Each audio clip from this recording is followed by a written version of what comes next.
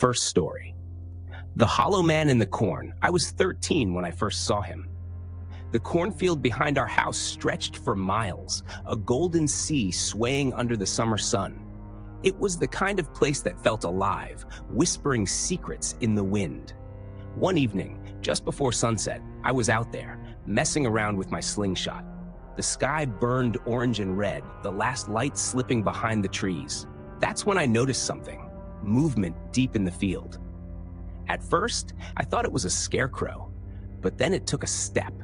He was massive, taller than any man I had ever seen, with a body swollen like it had been left in water too long. His skin was pale and stretched tight, almost splitting in places. His face was the worst part, sunken eyes, lips barely covering jagged teeth.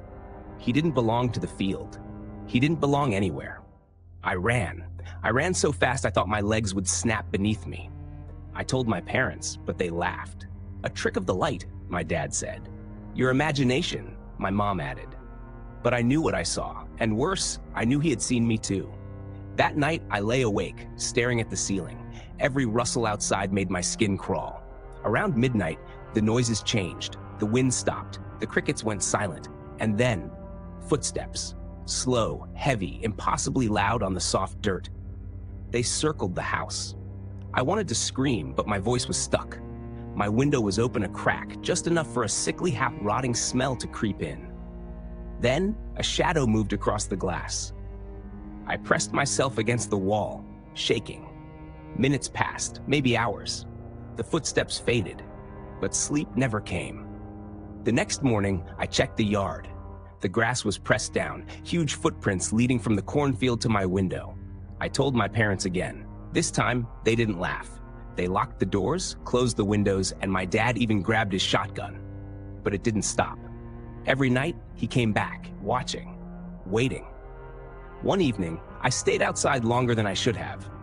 The sun had already dipped below the horizon when I heard it, slow breathing, close. I turned my head just enough to see him standing at the edge of the field, staring right at me. I ran. I knew he was behind me, his footsteps shaking the ground. The back door was so close, just a few steps more. Then a hand, bloated, ice cold, grabbed my shoulder. I don't remember screaming, but my parents must have heard. The porch light blazed and the grip vanished. I crashed inside, locking the door behind me. My dad ran out, shotgun ready, but the field was empty. The next morning, the corn was dead. Every stalk had withered overnight. We moved a week later, but some nights, even years later, I wake up to the sound of footsteps circling my house. And I know, he never left. Second story, the whispering stalks. I was 13 the summer my family moved to a small farmhouse on the outskirts of Lancaster, Pennsylvania. It was a temporary situation, at least that's what my parents told me. Dad had lost his job, and Mom thought a fresh start in the countryside might do us some good. The house was old, creaky, and surrounded by miles of endless cornfields. The first night, as I lay in bed, I swore I heard whispering coming from outside. It was faint, carried by the wind, but unmistakable. I pressed my face to the window, expecting to see someone walking between the tall stalks. Nothing. Just the moonlight casting strange shadows. A few days later, I met Sam, the only other kid around my age in the area. He lived a mile down the road and knew everything about the town. When I mentioned the whispers, he gave me a strange look. "Don't go in the fields at night," he said. "People say the corn listens." I laughed, but something about the way he said it made my skin crawl. That evening, I sat on our back porch while my parents argued inside. The wind rustled the corn stalks, making them sway like bodies in the dark. Then, between the shifting leaves, I saw it, a figure standing deep in the field. My breath hitched. It was too far to make out details, but it was tall, thin, and unmoving. I told my parents. They chalked it up to imagination. The next night, I heard something else. Footsteps crunching through the dry dirt just outside my window. I held my breath, heart pounding. A shadow passed, just a glimpse of something long and skeletal. The whispering returned, closer this time. It wasn't just wind, it was voices. Many voices, overlapping, whispering my name. The following morning, I found footprints in the dirt beneath my window. They weren't normal footprints. They were elongated, like someone had been walking on the very tips of their toes. Sam was the only person who believed me. He told me the story.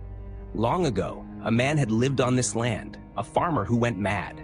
He disappeared into the fields one night, and his body was never found.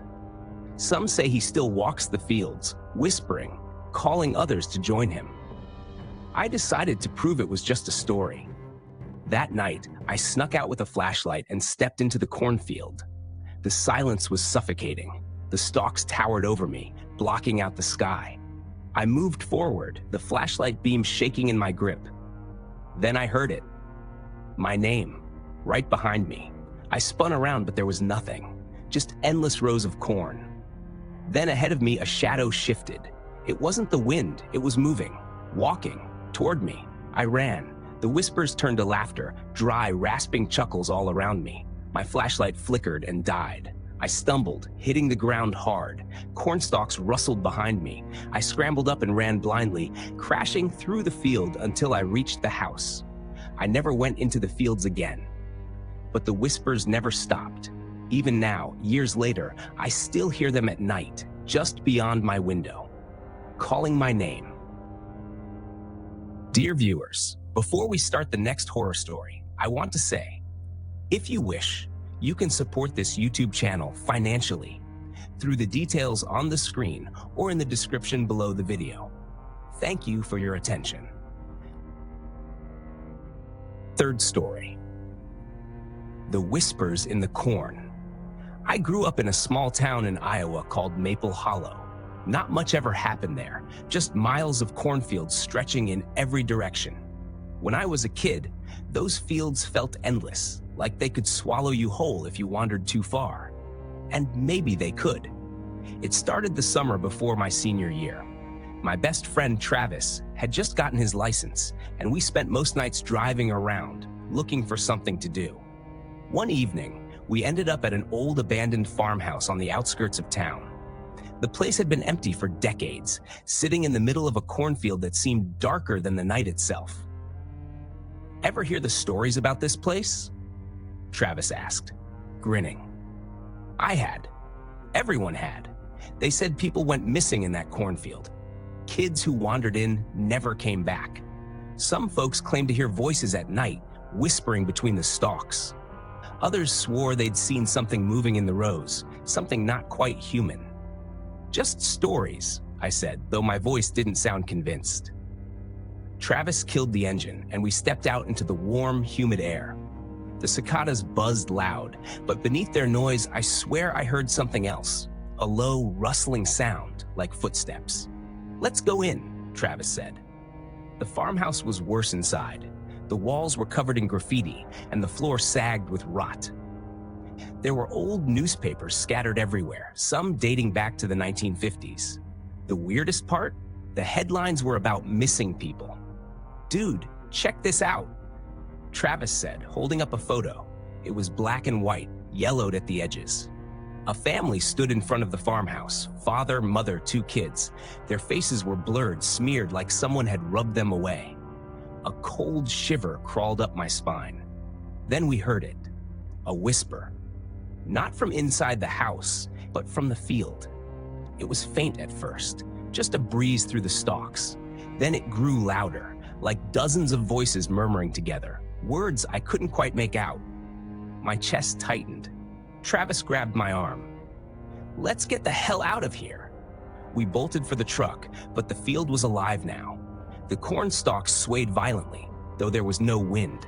Shadows shifted between the rows, darting too fast to be animals. The whispers turned into sharp, hissing words. I slammed my door shut, but Travis fumbled with his keys. Come on, man!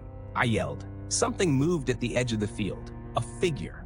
No, not one. Many. Tall, thin, with elongated limbs, their faces featureless except for wide, grinning mouths. Their heads twitched in unnatural angles as they stepped closer. The truck roared to life, and Travis floored it.